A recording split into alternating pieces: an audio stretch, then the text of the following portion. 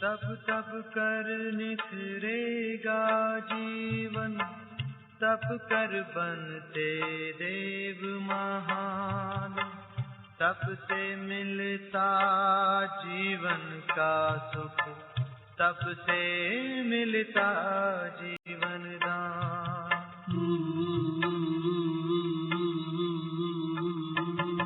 तपस्या ही जीवन की है सच्ची सुंदरता, तपस्या ही जीवन की है सच्ची सुंदरता। तपस्या से जीवन में आती है मधुरता, तपस्या से जीवन में आती है मधुरता। तपस्या ही जीवन की है सच्ची सुंदरता।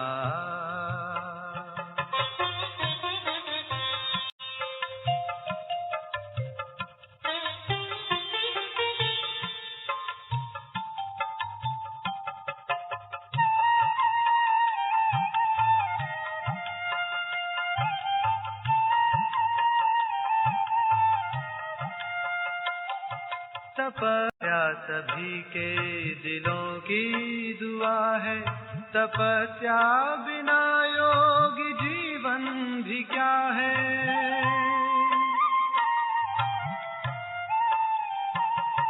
तपस्या सभी के दिलों की दुआ है, तपस्या बिना योगी जीवन भी क्या है, जीवन भी क्या है। योग साधना से आए दिल में उदारता, योग साधना से आए दिल में उदारता। तपस्या ही जीवन में लाती मधुरता, तपस्या ही जीवन की है सच्ची सुंदरता।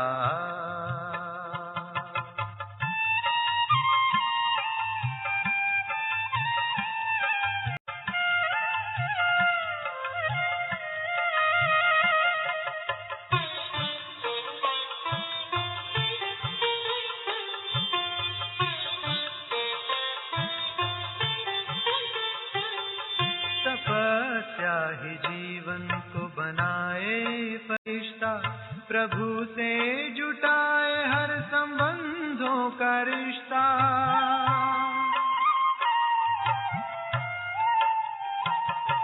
तपस्या ही जीवन को बनाए फरिश्ता, प्रभु से जुटाए हर संबंधों का रिश्ता, संबंधों का रिश्ता। तपस्या से कर्मों में आती है दिव्यता, तपस्या से कर्मों में आती है दिव्यता। तपस्या से जीवन में आती है मधुरता, तपस्या ही जीवन की है सच्ची सुंदरता। तपस्या ही जीवन की है सच्ची सुंदरता,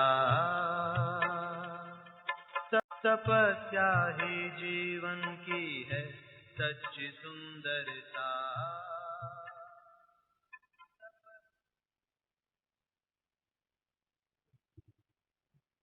ओम शांति। हम सभी के बीच में यज्ञ के बहुमूल्य रत्न आदरणीय राजयोगिनी शिलू दीदी जी उपस्थित हैं। हम सभी मुस्कुराते हुए चेहरे से, एक हाथ की ताली से आपका बहुत बहुत स्वागत करते हैं, स्वागत करते हैं। 3-4 दिन जो हम यहाँ पर रहेंगे, कितना ऊंचा लक्ष्य और ध्येय स्मृति में रखते हुए ये हम अपने जीवन के सुवर्ण दिनों को पसार करेंगे, उसका स्पष्टीकरण देने के लिए आज दीदी जी हम सभी के बीच में मौजूद हैं। बचपन से ही आप बाबा के हैं। 1970 से लेकर आपने अपना जीवन, साइंस के आप स्नातक बने, और तुरंत आपने अपना जीवन बाबा के यज्ञ में समर्पित किया। 1970 से लेकर के 74 तक काठमांडू है, हैदराबाद है, मुंबई है, ऐसे अनेक स्थानों पर आपने सेवाएं दी। और बेंगलोर में भी।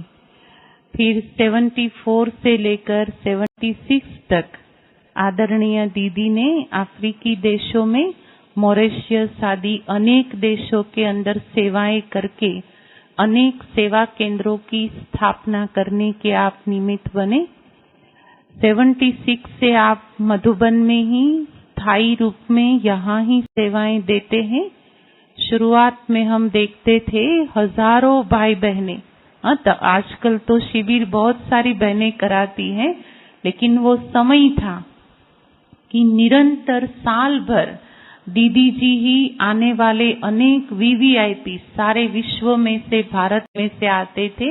उन सभी को राजयोग शिविर आप खुद ही कराते थे। हमारे यहाँ पर एजुकेशन विंग है, अलग अलग विंग्स हैं। उसमें से एजुकेशन विंग के आप हेडक्वार्टर कोऑर्डिनेटर हैं। आप हिंदी, अंग्रेजी तथा सिंधी भाषा के कुशल वक्ता के साथ साथ बहुत अच्छे अनुवादक भी हैं। जब अव्यक्त बाप दादा आते हैं तो सारे विदेशी जो सामने बैठते हैं उन सभी को बाबा के आवाज का ट्रांसलेशन करके सुनाने की सेवा भी आप स्वयं करते हैं। विश्व के 70 से भी ज्यादा देशों के अंदर आपने ईश्वरीय सेवाएं जाकर के की हैं। अब 2-3 दिन के बाद भी दीदी कौन सा देश है? Singapore, Malaysia, Indonesia. हाँ अभी 27 तारीख को ये भट्टी पूरा करके ही दीदी और अनेक देशों में, सिंगापुर है, मलेशिया है, वहाँ सेवा के लिए प्रस्थान करने वाले हैं। जी टीवी, सोनी टीवी, आस्था, संस्कार आदि चैनलों के ऊपर आपके समय प्रति समय प्रवचन का लाभ विश्व को मिलता रहता है। आज हम सभी सुनेंगे भट्टी का लक्ष्य एवं उद्देश्य। आदरणीय शिलू दीदी जी, इतना परिचय दिया आपने। ओम शांति, ओम शांति, ओम शांति। दादी जानकी ने ये प्रथा शुरू की 3 बार ओम शांति कहना। मैं कौन, मेरा कौन और मैं यहाँ किस लिए हूँ।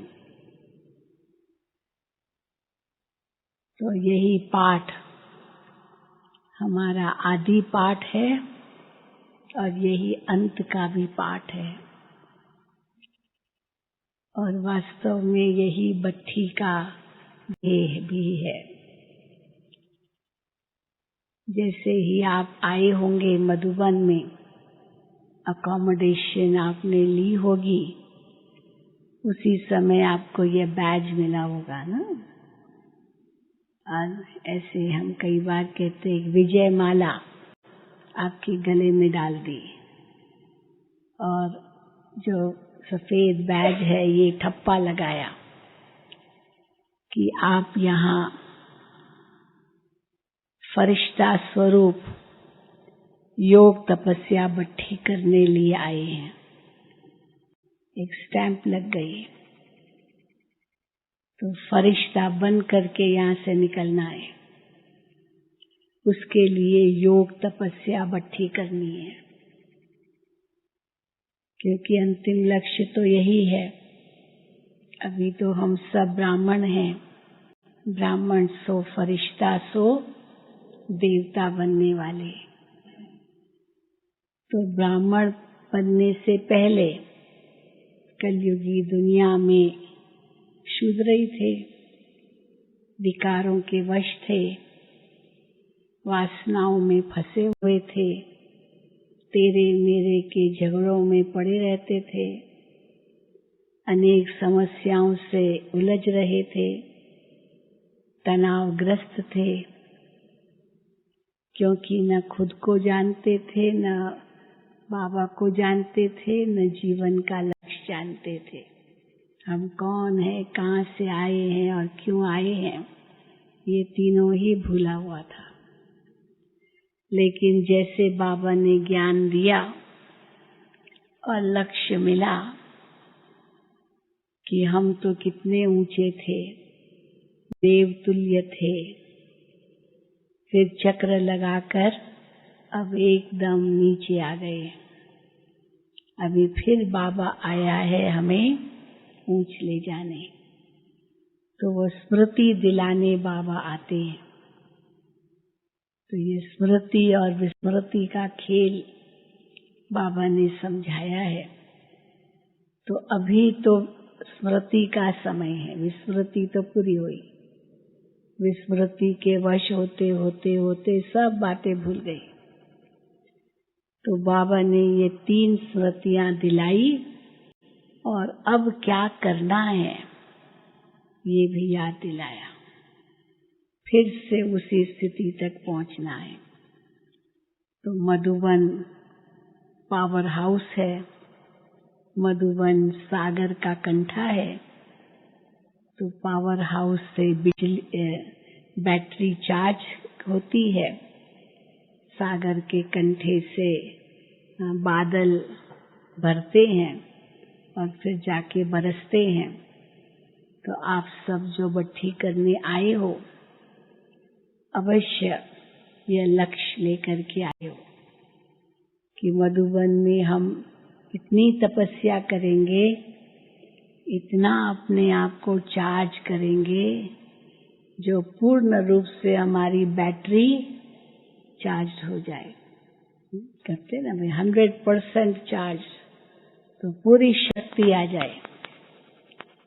फिर वापस जाएंगे तो थोड़ी थोड़ी तो कम होगी, लेकिन इतनी शक्ति भर के जाएं जो कितनी भी समस्याएं आए, कोई भी परीक्षाएं आए, उलझने आए, तनाव लाने वाली बातें आए, लेकिन अंतर की शक्ति इतनी हो जो सहज सामना कर सको। क्योंकि ऐसे तो नहीं होगा कि वो समस्याएं आएंगी, नहीं आएंगी, लेकिन उसके बीच में हम कैसे रहें, अडिग, अटल, अडोल, स्थिर, एक रस, उसके लिए शक्ति भरनी है। क्योंकि वो तो युद्ध का मैदान है, पर यहाँ उसकी ट्रेनिंग है, कैसे उस युद्ध में सामना करो और विजयी बनो। तो विजय माला आपको पहले से ही पहना दी, और ये भी हम जानते हैं कि विजयी थे, विजयी हैं और विजयी रहेंगे। तो जब ये लक्ष्य हमें मिल गया तो उसके लिए क्या पुरुषार्थ करना है, क्योंकि यज्ञ भी है, ये भट्ठी भी है। तो यज्ञ में स्वाहा स्वाहा करते हैं, भट्ठी में पकते हैं, परिवर्तन होते हैं। तो कैसे पकना है, कैसे परिवर्तन होना है, क्योंकि मोटे मोटे विकार तो खत्म हो गए, अभी तो नहीं है ना वो मोटे मोटे विकार, काम, क्रोध, लोभ, मोह, अहंकार। अभी है क्या मोटे मोटे विकार? वो तो सबके खत्म हो गए। है क्या? थोड़ा थोड़ा है, नहीं। बाप कहते अंश सहित सब खत्म। तो मोटे मोटे विकार नहीं होंगे, लेकिन सूक्ष्म कमियां, कमजोरियां, अवगुण, ये सूक्ष्म रूप है। तो कमी, कमजोरी और अवगुण, ये 3 बातें हैं जो संस्कारों में भर गए हैं, और यही संस्कार हमें परिवर्तन करने हैं कि वो थोड़ी भी कमी, कमजोरी, अवगुण न रहे, तब हम संपूर्ण बन सकेंगे। तो उसके पहले कर्मातीत तो बनना ही है, सर्व बंधनों से मुक्त तो बनना ही है, तो उसका पुरुषार्थ है ये भट्ठी, क्योंकि यहाँ आपको समय मिलेगा बहुत। जैसे यहाँ माउंट आबू में ट्रेनिंग होती है, सीआरपीएफ की ट्रेनिंग होती है और आर्मी की भी ट्रेनिंग होती है। तो ये सब इनके लिए माउंट आबू में जो 3 मास रहते हैं ये ट्रेनिंग पीरियड है। लेकिन ट्रेनिंग पीरियड ये पीस पीरियड है, यहाँ तो कोई युद्ध नहीं है ना। पर यहाँ वो ट्रेनिंग लेकर के फिर युद्ध के मैदान में उनको भेजा जाता है। जाते हैं ना कश्मीर, कहाँ सियाचिन, कहाँ कहाँ योद्धे जाते हैं, तो यहाँ ट्रेनिंग लेते हैं। तो वो जो ट्रेनिंग उनके वहाँ काम आती है। तो आप सब भी यहाँ ट्रेनिंग लेने आए हो। किस बात की ट्रेनिंग? कि माया दुश्मन पर हम विजयी बने। तो उसका क्या अभ्यास है? पहला अभ्यास है देही अभिमानी बनना। शुरू से ही बाबा ने आत्मा का जो पाठ पढ़ाया उससे देही अभिमानी बनने की शिक्षा दी। बच्चे, तुम देह नहीं हो, तुम आत्मा हो, तुम आत्मा हो, तुम आत्मा हो। तो कैसे बाबा ने यह पाठ इतना पक्का कराया? ब्रह्मा बाबा स्वयं इसके उदाहरण थे। ब्रह्मा बाबा ये पाठ बहुत पक्का करते थे और परिवार में थे। बाबा की लौकिक में गर्ल थी, बच्चे थे, बहू थी, पोतरे थे, दोतरे थे, बहुत कुछ बड़ा परिवार था। लेकिन उनके बीच में रहते आत्मा का पाठ पक्का किया और उनकी भी बुद्धि में आत्मा का पाठ पक्का हो तो बाबा क्या करते थे? दीवारों पर लिखते थे। बाबा की लौकिक युगल का नाम यशोदा था, तो बाबा लिखते थे यशोदा आत्मा है, यशोदा आत्मा है, ताकि खुद भी उसी अभ्यास में रहे कि मैं यशोदा को आत्मा रूप में, पत्नी रूप में नहीं देखूं, आत्मा रूप में देखूं। और यशोदा भी पढ़ेगी, दीवार पर लिखा होगा तो वो भी अभ्यास करेगी, पुरुषार्थ करेगी कि मैं अपने को आत्मा देखूं। तो वो जो लौकिक संबंध थे वो सारे भूलते गए और जैसे जैसे और बच्चे आते गए तो उन्होंने भी यही अभ्यास किया। फिर मम्मा मातेश्वरी को राधे के रूप में, लक्ष्मी के रूप में साक्षात्कार करते थे, बाबा को नारायण के रूप में, कृष्ण के रूप में। तो अलौकिक माँ बनी, वो अपनी माँ के साथ आई थी यज्ञ में। तो जब सबकी अलौकिक माँ बन गई तो मम्मा की जो लौकिक माँ थी उसकी भी तो माँ बन गई ना मम्मा। तो कैसे उनकी लौकिक माँ भी मम्मा को मम्मा कहती थी और शुरू किसने किया? बाबा ने। बाबा ने उनको मम्मा कहा। वो तो 16 साल की आई थी और बाबा तो 60 साल के थे और अलौकिक माँ बन गई। और जैसे मम्मा कहा फट से उनके अंदर इतना परिवर्तन आया, मैच्योरिटी आ गई। तो 16 साल की तो कन्या होती है लेकिन अलौकिक माँ बन गई। तो सब मम्मा को उसी नजर से देखते थे, तो इसलिए लौकिक संबंध तो सब खत्म हो गए और ये अलौकिक संबंध, अलौकिक माता पिता और बाकी सब बच्चे। तो बाबा भी कहते थे बच्चे बच्चे, तो लौकिक भी साथ में ही थे, वो भी बच्चे। तो यशोदा भी बच्ची वो भी बच्ची हो गई और जो भी थे सब बच्चे। तो क्योंकि प्रजापिता थे, परम पिता की मानो उनका रथ, तो कैसे बाबा की दृष्टि सबके प्रति बदल गई और फिर माताओं बहनों को सब कुछ सुपुर्द कर दिया, उनके नाम पर विल कर दिया। मम्मा लीडर थी तो और भी न्यारे प्यारे हो गए, क्योंकि वही फिर एडमिनिस्ट्रेशन करती थी, बहनों के हाथ में सब दे दिया। क्योंकि शिव बाबा ने उनको कहा कि अब नारी का सम्मान हो, जहाँ नारी का सम्मान है वहाँ स्वर्ग जरूर आता है। यत्र नार्यस्तु पूजन्ते रमन्ते तत्र देवता, जहाँ नारी का सम्मान है वह देवताओं का वास है, माना स्वर्ग आता है। तो कैसे बाबा ने स्वर्ग का द्वार खोलने के लिए माताओं बहनों को निमित्त बनाया और मम्मा को आगे रखा, ये सब शिव बाबा की करामात थी। और साथ में प्रतिज्ञा भी कराई, योगी बनो पवित्र बनो। तो इस प्रतिज्ञा ने उनको और शक्ति दिला दी।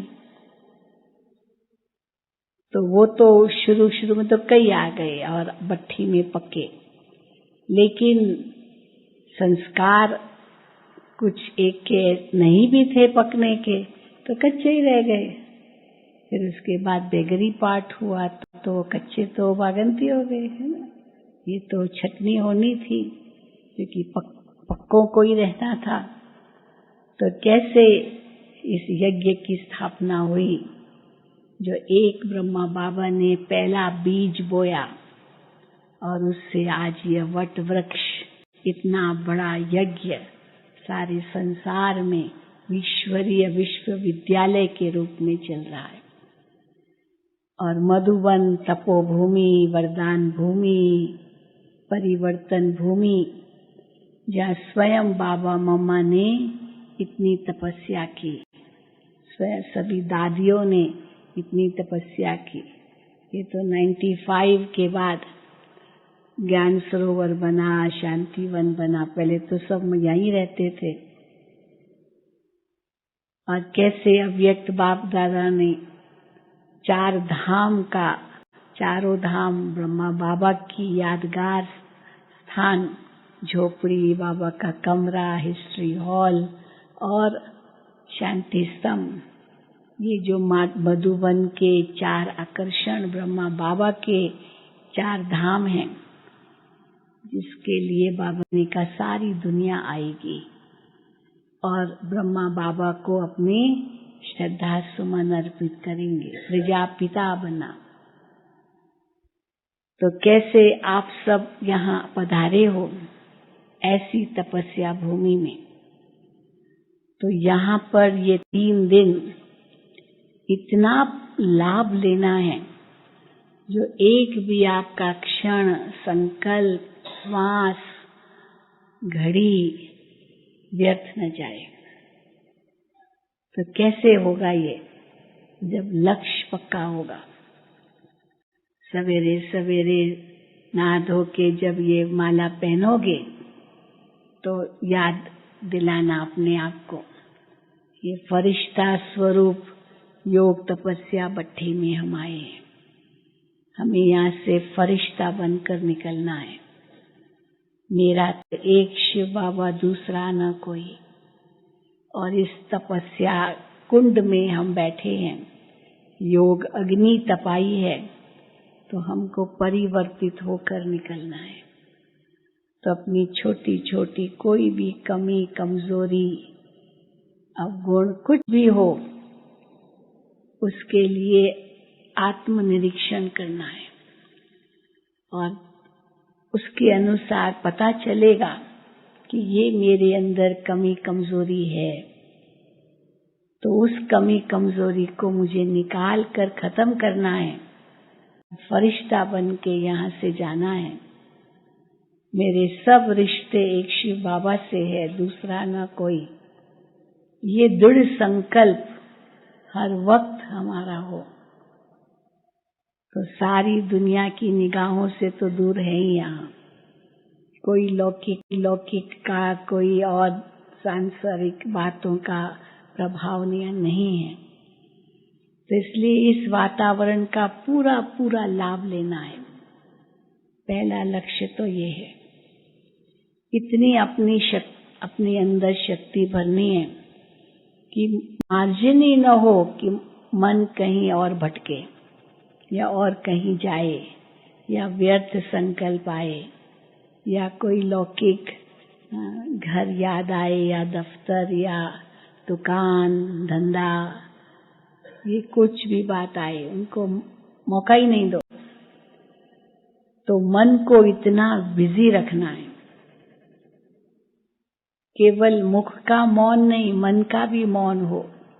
तो बिजी भी रखना है मन को। इतने सुंदर सुंदर चिंतन करने का आपको मौका है। सवेरे बाबा की मुरली सुनेंगे, उस मुरली का मनन चिंतन करना है। बाबा को पत्र लिखने का एक सुंदर समय मिलेगा आपको। एक एक धाम में बैठ करके बाबा से एक एक संबंध का अनुभव करने का। बाबा की झोपड़ी में जाएंगे तो वहाँ बाबा को सखा रूप में अनुभव करना। जैसे मित्र से दिल की बातें करते ना, अपने दोस्त से, माँ बाप से नहीं करेंगे पर दोस्तों से जरूर करेंगे।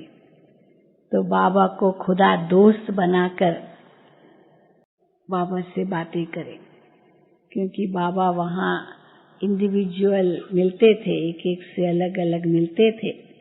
और बाबा कैसे उनको पूछते थे, कई बातें वो अपनी बताते थे, तो बाबा उनको राय भी देते थे, श्रीमत देते थे, कैसे करो, कैसे चलो। तो बाबा के साथ सखा बन करके दिल की सारी बातें करना, तो बाबा की आपको ऐसी अनुभूति होगी, बाबा आपको जैसे चला रहे ऐसे अनुभव होगा। टचिंग्स आएगी, ये करो बच्चे, ये करो, ये अनुभव होगा। फिर बाबा के कमरे में जाएंगे तो कमरे में तो माता पिता का रूप है। तो माँ बाप से कैसे बच्चे शक्ति लेते हैं, माँ बाप की श्रीमत का पालन करते हैं। तो बाबा की जो भी श्रीमत हमें मिलती है वो माता पिता के रूप में बाबा हमें देते हैं, वो याद करना। बाबा ने क्या श्रीमत दी है मेरे लिए। बाबा की मुरली में सारी श्रीमत है, बच्चे ऐसे करो, बच्चे ऐसे नहीं करो। तो ये माता पिता की श्रीमत याद आई बाबा के कमरे में। झोपड़ी में सखा रूप में जो अंदर के कुछ विघ्न है, समस्याएं हैं, कुछ ऐसी प्रॉब्लम्स है जो खटक रही है, कोई भी मन की बात वो बाबा को कर सकते हो। लेकिन बाबा के कमरे में वो श्रीमत याद आए, क्या श्रीमत बाबा ने हमें दी है और वो मैं कहाँ तक पालन कर रहा हूँ, वो चेकिंग।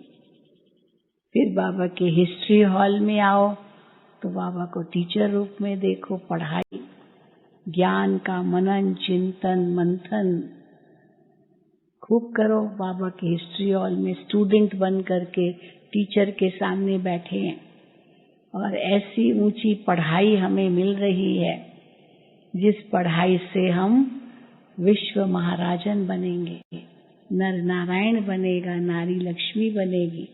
तो वहाँ लक्ष्मी नारायण का भी ट्रांसलाइट है, उसको भी देखो कैसे लक्ष्मी नारायण कैसे बने। इस संगम पर इनकी आत्मा ने कितनी ये ऊंची पढ़ाई बाबा से पढ़ी। बाबा की गद्दी है, मम्मा की गद्दी है, तो याद करो कैसे बाबा बैठ करके मुरली चलाते थे। और जब बाबा वहाँ बैठ के मुरली चलाते थे, भले थोड़े से बैठे होते, क्योंकि मधुबन में तो उस समय 15-20 ही परमानेंट रेजिडेंट्स थे और पार्टी तो कोई रोज रोज तो नहीं आती थी, कभी कभी आती थी, और वो भी कितनी आती होगी, अधिक से अधिक 25-30 लोग बस, क्योंकि इतने मकान भी नहीं थे। तो जब 25-30 आ गए तो मधुबन तो हाउसफुल हो जाता था अकोमोडेशन उतनी थी। अब 25-30 और 15-20 मधुबन के तो कितने हो गए, मुश्किल से 50 भी नहीं। अब उतने ही होते थे बाबा की मुरली सुनने के लिए। वो भी पार्टी हमेशा नहीं होती थी, तो बस 15-20 ही होते थे। लेकिन बाबा की जो मुरली चलती थी वो तो इतनी बेहद रूप में चलती थी, जैसे कि बाबा के आगे हजारों बच्चे। अब 15-20 के आगे सुनाना और हजारों के सामने सुनाना फर्क है ना, कि वैसे ही सुनाएंगे क्या? फर्क होगा, सुनाने में भी अंतर होता है। लेकिन बाबा की मुरली इतनी बेहद में चलती थी, तो बाबा से पूछते थे, और क्योंकि माइक तो होता नहीं था, अब ये माइक है तो हम सॉफ्टली बोल सकते हैं, सभी को सुनाई देगा। बाबा के सामने कभी माइक नहीं रखा, बाबा को माइक पसंद ही नहीं था। बाबा कहते थे पढ़ाई थोड़ी माइक पर होती है, स्कूल में बच्चों को पढ़ाते तो माइक पर पढ़ाते हैं क्या? छोटे छोटे क्लासरूम्स होते हैं तो टीचर पढ़ाता है, वैसे ही सब सुनाई देता है। तो हिस्ट्री हॉल में थोड़े से ही बच्चे होते थे तो बाबा को माइक की तो जरूरत ही नहीं होती थी, लेकिन अनुभव होता था कि जैसे बाबा कितना विशाल सभा को संबोधन कर रहे थे। तो बाबा से पूछते थे, बाबा ये तो कितने थोड़े से बैठे थे, आपने तो ऐसे मुरली चलाई जैसे कि पता नहीं कितने बैठे। तो बाबा कहते थे, बच्चे मैं केवल इनको देख के थोड़ी मुरली चलाता हूँ, बाबा तो उनको भी देख रहे हैं जो भविष्य में आने वाले हैं, जो आने वाले हैं। इतने आएंगे बच्चे और सब इतना मुरली से प्यार करेंगे क्योंकि ये ईश्वरीय महावाक्य है। तो बाबा उन बच्चों का भी आह्वान कर रहे हैं, संकल्प से उनको यहाँ बुला रहे हैं। तो बाबा उनके सामने भी मुरली चला रहे हैं। तो देखो अव्यक्त बाप दादा भी कहते ना, दो सभाएं देख रहे हैं, एक तो ये सामने वाली सभा और दूसरी जो बाबा के बच्चे कहाँ कहाँ हैं, बाबा उनको भी देख रहे हैं। तो ब्रह्मा बाबा कहते थे ये सभा और जो आने वाले हैं भविष्य में, बाबा उनको भी देख रहे हैं। तो हम कई बार कहते हैं एक है मुख संतान, मुख वंशावली, और दूसरी है संकल्प संतान।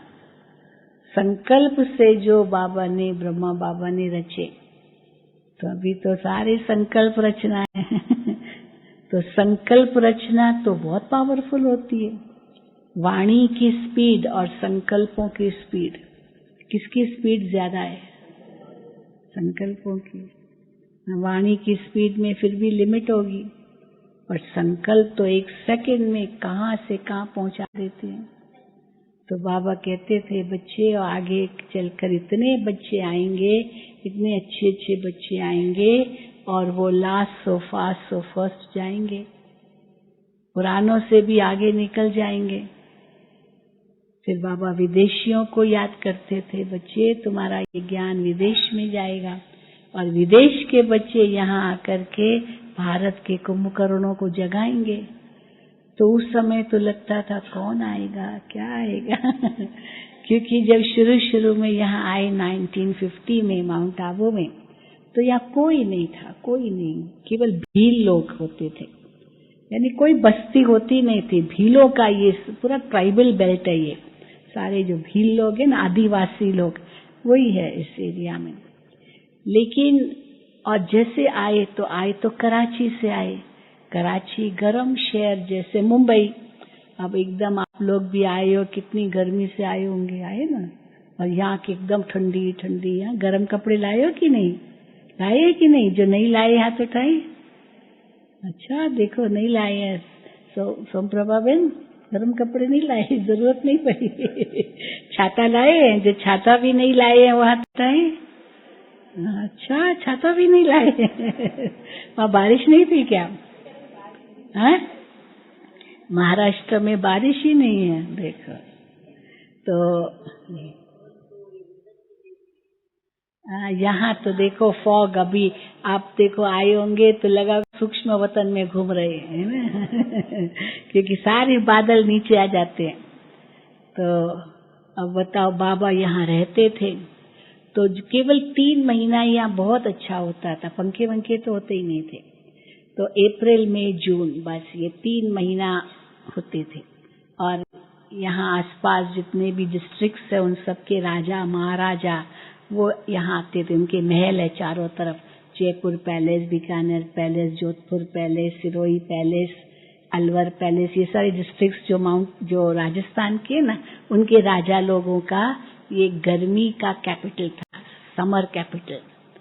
तो केवल 3 महीना, और वो 3 महीना यहाँ के रहते थे। जुलाई, अगस्त, सितंबर तो इतनी बारिश होती थी। अगस्त महीने को कहते थे डिसगस्ट इंग्लिश शब्द माना। इतने परेशान हो जाते थे क्योंकि एक कपड़ा नहीं सूखता था। 100% से भी ज्यादा ह्यूमिडिटी, इतनी पानी सब गीला, बारिश ही बारिश। तो वो सिगड़ी रखते थे, सिगड़ी, क्योंकि हीटर भी कुछ नहीं होते थे, तो सिगड़ी पर कपड़े सुखाते थे। अभी कपड़े धुलाई करेंगे, ये मशीनें भी नहीं थी, वॉशिंग मशीन, ये सब ड्रायर कुछ भी नहीं था। वो भट्ठे में कपड़े डालते थे, फिर सटके लगाते थे, फिर कपड़े तो धुल के मिलते थे, लेकिन सुखाना तो हम लोगों को पड़ता था। तो बहनों ने बहुत सहन तो किया, जो भी पुरानी आई तो यज्ञ में आई या माउंट आबू में आई। तो जुलाई, अगस्त, सितंबर एकदम बेचैनी हो जाती थी। कोई बीमार हो, क्योंकि यहाँ हार्ट पेशेंट्स और कोई लंग्स का कोई ऐसी हाई ब्लड प्रेशर या मानो श्वास की तकलीफ, तो उनके लिए ये ठीक नहीं है हवा, क्योंकि ऑक्सीजन की कमी है। हाँ, या तो ऐसे कोई नहीं ना, ध्यान रखिए, अगर आपको बीपी आई है तो दवाई जरूर ले, क्योंकि यहाँ और बढ़ सकती है। तो इसीलिए तो जुलाई, अगस्त, सितंबर डिसगस्ट। फिर अक्टूबर से इतनी ठंडी शुरू हो जाती थी, तो अक्टूबर, नवंबर, दिसंबर, जनवरी, फरवरी, मार्च तक पूरी ठंडी, इतनी ठंडी। दिसंबर में तो कोई हीटर भी नहीं होते थे। बाबा के कमरे में वो कांगड़ी बोलते हैं उसको, कोयला जला करके रखते ना, तो वो रखते थे कमरे में, बाबा के कमरे में। अभी और तो कहाँ सबके लिए ला सकेंगे, इतना विस्तार भी नहीं था। तो बाबा को कई कहते थे, बाबा ये कहाँ आप लाए हो, क्योंकि कराची तो इतना बड़ा शहर, मुंबई जैसा, मतलब बड़ा सुंदर है शहर कराची। सागर किनारे जाते थे, 14 साल तो खूब मस्ती से रहे, मौज से रहे, तपस्या भी की। हमने एक बार मनोहर इंदिरा दादी से पूछा था कि दादी 14 साल क्या किया होगा आप लोगों ने? 14 साल कोई कम है क्या? क्योंकि सेवा तो कुछ की नहीं, सेवा तो बाहर की तो कुछ होती नहीं थी। तो 14 साल क्या किया? तो दादी कहे, अरे क्या बताऊं मैं, 14 साल तो लगे ही नहीं हमको, ऐसे लगा 14 महीने ही थे, केवल 14 दिन ही थे, मतलब इतना दादी ने कहा। तो हमने कहा आखिर करते क्या थे? तपस्या भी कहाँ तक करेंगे, एक जगह कहाँ बैठेंगे, ये सब खुद ही थे। तो दादी कहती थी, देखो कई बहनें ध्यान में जाती थी, शहजादियां आती थी, तो रात ही चलती रहती थी, और जो शहजादियां या जो ध्यान में जाते थे, जो दृश्य देखते थे, फिर उसका ड्रामा करते थे। मानो क्रिएटिव भी बहुत थे, बहुत कुछ किया। 14 साल तो पता ही नहीं चला, और वहाँ इतना आनंद, और यहाँ आए तो वातावरण ही दूसरा। तो बाबा को कहते थे, बाबा ये कहाँ ले आए आप? तो शिव बाबा कहते थे, बच्चे देखना एक दिन आएगा जब सारी दुनिया यहाँ आएगी, सारी दुनिया आएगी। तो सारी दुनिया आएगी, कैसे आएगी? यहाँ तो कोई माउंट आबू नाम भी नहीं सुना होगा कोई प्रख्यात स्थान तो नहीं था उस समय, लेकिन बाबा कहते थे। तो देखो, जो बाबा ने महावाक्य उच्चारे, बच्चे माउंट आबू से आबू रोड तक क्यों लगेगी, क्यों क्या लगेगी, कोई जानता ही नहीं था। लेकिन अभी देख रहे हैं, जो बाबा ने महावाक्य उच्चारे वो अब प्रैक्टिकल में हो रहे। क्यों, कैसे लगती है माउंट आबू से आबू रोड? शांति वन से भाई बहने आते हैं, हाँ, गाड़ियां आती जाती आती, सबकी गाड़ियों पर झंडे लगे होते, सब, क्योंकि बहुत करके अपनी अपनी गाड़ियां लेकर के आते। महाराष्ट्र से तो बहुत आते, बसें की बसें आती। अभी कैसे आए? ट्रेन से आए, सारे ट्रेन से आए। लेकिन अप्रैल में, जून में तो टिकट भी नहीं मिलती, रिजर्वेशन भी नहीं मिलती। तो कैसे आते हैं कई, और बाबा के सीजन में भी आते हैं। तो जो बाबा के महावाक्य उच्चारण हुए थे, वो सब अभी प्रैक्टिकल में अनुभव कर रहे हैं। तो बाबा की मुरली चलती थी, और वो भी हम भाग्यशाली कहेंगे कि कैसे बाबा की मुरली यहाँ हम सुनते थे साकार में।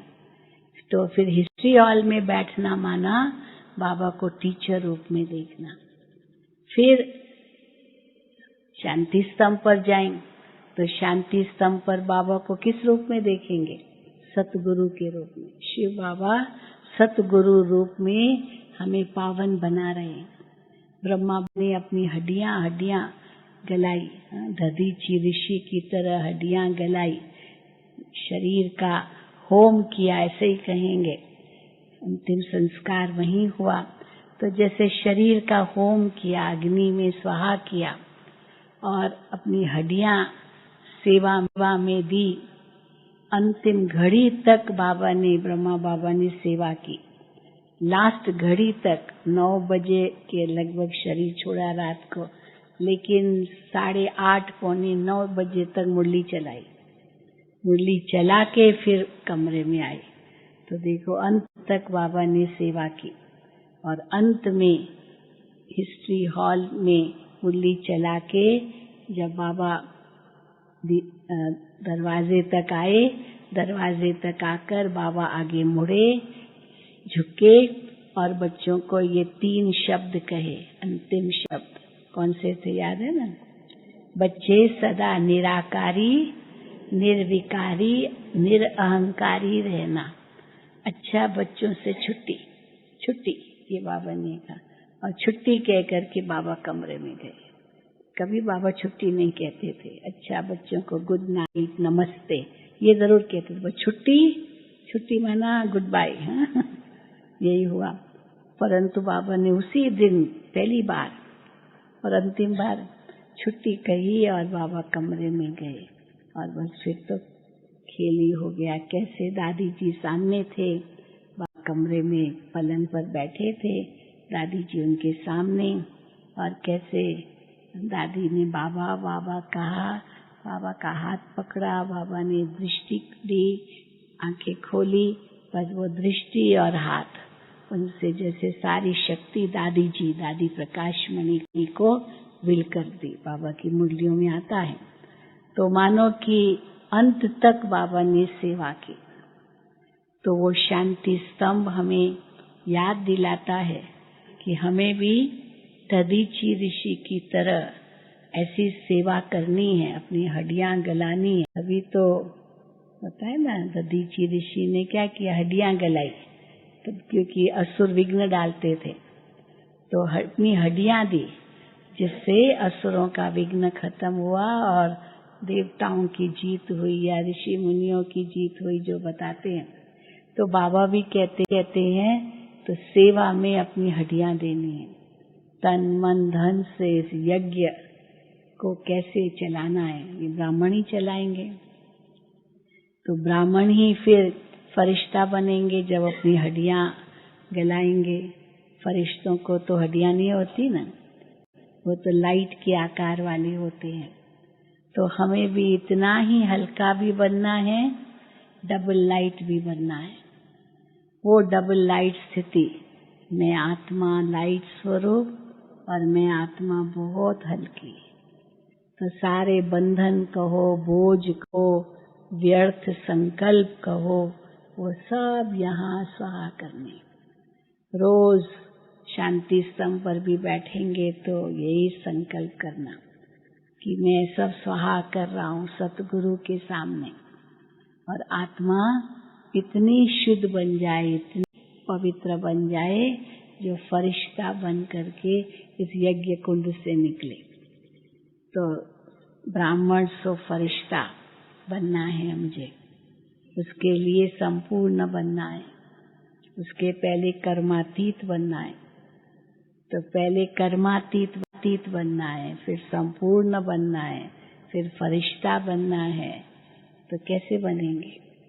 कर्मातीत माना कर्म के बंधन से अतीत, कर्म के बंधन से न्यारे। कर्म भी कर रहे हैं लेकिन वो कर्म का प्रभाव नहीं पड़ रहा।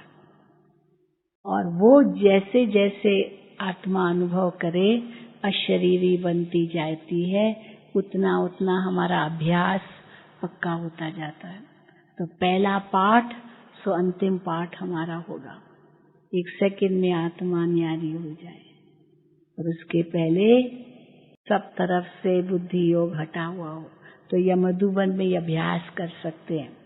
सब तरफ से बुद्धि हटी हुई हो, किसी को भी हम याद न करें, कोई देहधारी याद न आए, जो बाबा कहते हैं। तो बड़ी दीदी थी, वो हमारी बहुत अच्छी बात सुनाती थी। सवेरे जब उठते हो ना, तो बाबा को गुड मॉर्निंग करते हो, तो पहला संकल्प यही हो, गुड मॉर्निंग बाबा। जैसे बाबा आपके सामने आ जाए बिंदु रूप, वो मैं भी आत्मा बिंदु। तो बाबा कहते थे सवेरे, दादी कहती थी सवेरे, बड़ी दीदी मनमोहिनी, वो कहती थी सवेरे सवेरे उठ करके 5 केले खाओ। खा सकते हो 5 केले? कौन से केले पता है? ये इसको मालूम है? किसको पता है? हाँ, 2-4 को। तो 5 केले माना 5 प्रकार का संकल्प। केले का मतलब है अकेला, तो अकेला तो अकेला हो गया ना। तो पहला संकल्प, मैं अकेला आया हूँ, अकेले आए हैं। परम धाम से आए तो अकेले अकेले ही आए ना, आत्मा अकेली। पहले 1-2 के पीछे आए होंगे, लेकिन आत्मा तो अकेली आई। तो अकेले आए हैं, अकेले जाना है। भले बाबा कहते झुंड में जाएंगे, लेकिन हम तो झुंड में बाराती बन के तो नहीं जाएंगे ना। कैसे जाना है? सजनी बन के जाना है। तो एक सजनी साजन के साथ होगी, तो अकेले ही हैं। तो अकेले आए हैं, अकेले जाना है, अकेले में, आगे पीछे भी अकेले, अकेले में, अकेला होकर, मन से भी अकेला, कोई देहधारी याद ना आए। अकेला होकर अकेले को याद करना है। अकेले शब्द के अर्थ अलग अलग हो गए। तो अकेले आए हैं, अकेले जाना है, अकेले में माना एकांत में, अकेले में, अकेला होकर, मन से भी अकेला, कोई देहधारी की याद नहीं। अकेले माना एक को, अकेले को याद करना। बाबा, वो बिंदु बाबा, सिंधु समान परम धाम वासी में आत्मा, वहीं की हूँ, वहां से ही आई, फिर वापस वहीं जाना है, बस ये याद रहे। तो रात को सोते समय भी वही स्थिति रहे, तो बाबा की गोद में ही रहेंगे, बाबा की गोद में सोएंगे, और सवेरे उठेंगे तो वही श्रेष्ठ संकल्प होगा। वो आदि संकल्प सो अंत का संकल्प। तो दिन भर में भी उससे आत्मा को शक्ति मिले, क्योंकि यही काम आना है, बाकी तो कुछ काम नहीं आना है। तो आदि का पाठ और अंत का पाठ यही होगा। लेकिन अंत में बाबा कहते बहुत काल का अभ्यास होगा, तभी हम विजयी बन सकेंगे। जो अंत में और कोई याद न आए शिव बाबा के सिवाय, उसके लिए बहुत काल का अभ्यास चाहिए। अगर बहुत काल का अभ्यास नहीं होगा तो कोई न कोई जरूर विघ्न आएगा, कोई न कोई देहधारी व्यक्ति, वस्तु, वैभव, कुछ न कुछ याद आएगा। बाबा नहीं याद आएगा तो फेल हो जाएंगे, क्योंकि अंतिम पेपर 1 सेकंड का होना है। 1 सेकंड का ऑब्जेक्टिव क्वेश्चंस होते हैं ना, हाँ या ना में जवाब देना होता है। तो ये 1 सेकंड का हाँ या ना का जवाब है। आत्मा केवल बाबा की याद में थी, हाँ या ना, बस। अगर याद में थी माना पास, और नहीं तो फेल। तो पास और फेल 1 सेकंड का पेपर, और वो पेपर आउट है। पेपर का क्या क्वेश्चन है? 1 सेकंड का एक ही क्वेश्चन है, बाबा की याद में आत्मा थी या नहीं, अंत में हाँ या ना। और अगर ना तो फेल, हाँ तो पास। लेकिन उस पेपर में पास होने के लिए, एक क्वेश्चन के पेपर में बहुत काल का अभ्यास चाहिए, और बहुत काल का अभ्यास होगा तभी पास हो सकेंगे। अब वहाँ जो पेपर होते हैं ना, क्वेश्चन पेपर्स आते, एग्जामिनेशन होता है, परीक्षाएं होती है, तो वो परीक्षा में पेपर में क्या प्रश्न आएंगे वो पता नहीं होता है। दिन का पता है, तारीख का पता है, स्थान का पता है, समय का पता है, कितने घंटे का, मतलब चलो सब पता। तो क्वेश्चन पेपर क्या होगा ये पता नहीं। यहाँ क्वेश्चन पेपर पूरा आउट है लेकिन वो कब होगा, कहाँ होगा, हाँ?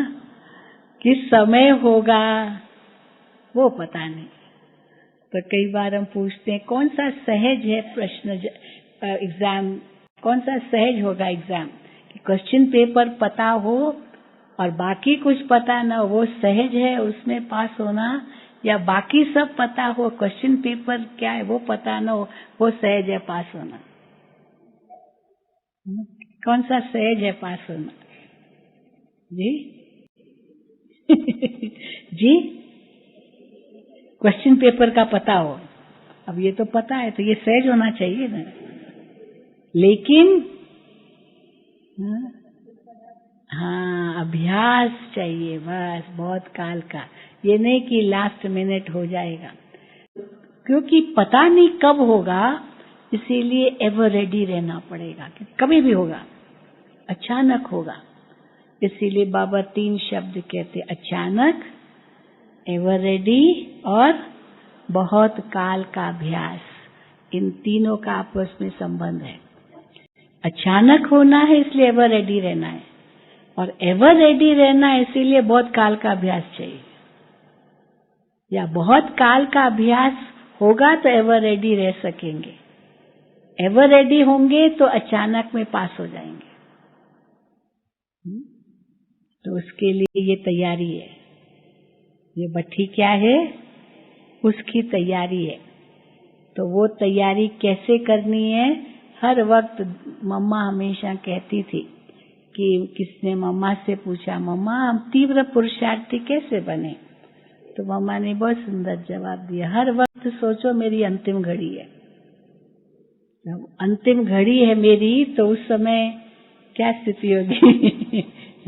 सब यही रह जाना है, कुछ भी नहीं चलना है साथ में, ये अंतिम घड़ी है। तो उस समय कैसी मेरी स्थिति होगी, वो स्थिति हमारी हर वक्त हो, क्योंकि कभी भी आत्मा पंछी बन के उड़ सकती है। तो इसलिए मैं एक आत्मा पंछी हूं, ये कुछ भी नहीं है मेरा। और ये धारणा इतनी पक्की हो जो अंत में इसमें पास हो सके। तो ये अपनी परीक्षा लेनी होती है कि इस समय अगर मेरा शरीर छूटता है तो मुझे कोई याद तो नहीं आएगा, याद तो नहीं आएगा, क्योंकि अंतमति सो गति का भी गायन है ना। इसलिए देखो भक्ति मार्ग में शास्त्रों में कितनी बातें लिखते, अंतमति सो गति, क्या क्या लिख दिया है। अंतमति अगर स्त्री को सिमरा तो वैश्या जून मिलेगी, अंत में अगर पुत्र को सिमरा तो सुकर योनि मिलेगी, अंत में अगर धन को सिमरा तो सर्प योनि वल उतरे, ऐसे कहते हैं। तो धन याद आया, पुत्र याद आया या स्त्री याद आई तो फिर वही योनि मिलेगी। बाबा कहते भले लेंगे तो मनुष्य का जन्म, लेकिन एक मुरली में बाबा ने कहा कि अंत में अगर घर जाने का समय है और घर जाना है पर कोई देहधारी याद आ गया तो घर नहीं जा सकेंगे, फिर जन्म लेना पड़ेगा, फिर और कष्ट भोगना होगा, तब जाके घर जाएंगे, क्योंकि वो हिसाब किताब चुकता करना पड़ेगा। कोई और देहधारी याद आया तो उतने मार्क्स तो कट जाएंगे ना। लेकिन एक सेकंड में कैसे हो, जैसे बाबा कहते एक मक्खन से बाल, मक्खन में बाल पड़ा हो तो कैसे निकलता है, इतना सहज। रोटी में पड़ा हो बाल, कई बार रोटी पकाते तो उसमें बाल होता है, अब जैसे रोटी तोड़ी वो बाल भी निकल आता है और वो कैसे निकलता है बाल, टुकड़े टुकड़े होकर के। तो आत्मा को कष्ट होता है शरीर से निकलते समय, पर कैसे शरीर आत्मा छोड़े, जैसे मक्खन से बाल, एक सेकंड में आत्मा पंछी बन के उड़ जाए। तो ये अभ्यास के लिए अशरीरी अवस्था। तो एक है देही अभिमानी स्थिति, दूसरी है अशरीरी स्थिति। तो दोनों में क्या अंतर है? देही अभिमानी स्थिति माना हर कर्म आत्मा की स्थिति में करना, मैं आत्मा देख रही हूँ, मैं आत्मा सुन रही हूँ, आत्मा बोल रही हूँ, आत्मा कर रही हूँ। तो देह तो साधन है, ये इंद्रियां मेरी, बाबा कहते ये आपके कार्य करता है, पर मैं आत्मा इनसे न्यारी। और अशरीरी माना एकदम योग में ये देह भान भूल जाए।